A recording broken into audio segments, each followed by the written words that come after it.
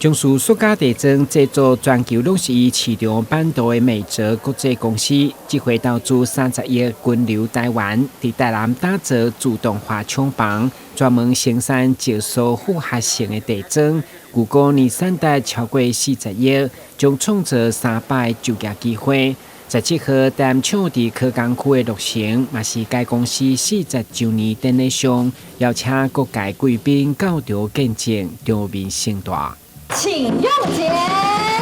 ！2022美泽国际集团安南新桥落成正式启用，掌声鼓励。董事长陈本元表示，回顾向台南投资回馈，就是伊一大心愿。今日呢会当来伫台南投资呢，希望呢，这个美泽呢会当伫遮靠着这个台南的这个宝地啊。会当对这个台南呢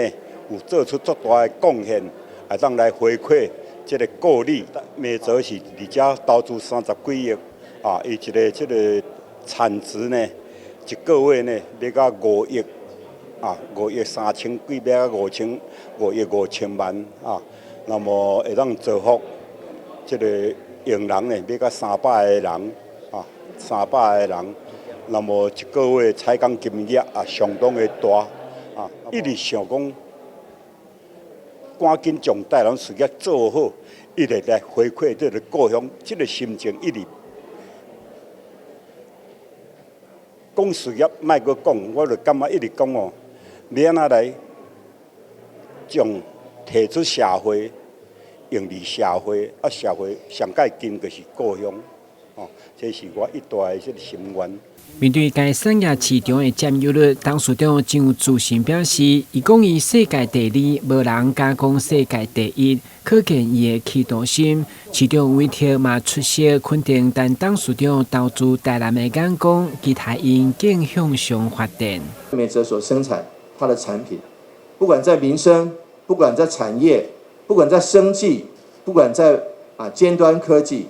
通通都是必需品。尽管景气有升降的轮回，但是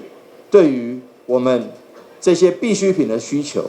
绝对是能够有一个非常非常高的扩张的这个需求。今天新厂落成，我们也期许这个美泽能够更上一层楼。当然，陈董事长刚刚吩咐的，不管是行政程序的流程，或者是这个产业原料的企业协谈，我们地方政府能够做的，绝对是全力以赴。会中甲董事长真有交情的立委陈欧珀嘛专程对宜兰前来祝贺。陈本元董事长是我非常敬仰的一个成功的企业家，事业有成，但是他热心公益。我们在宜兰大礁溪左卫岸发展协会一起呢，每个月有一天是在一起捡垃圾，然后分享他的事业成功的这个经营的成果，那更能够体验、感受到它的温度啊！我觉得一个成功企业家，他投资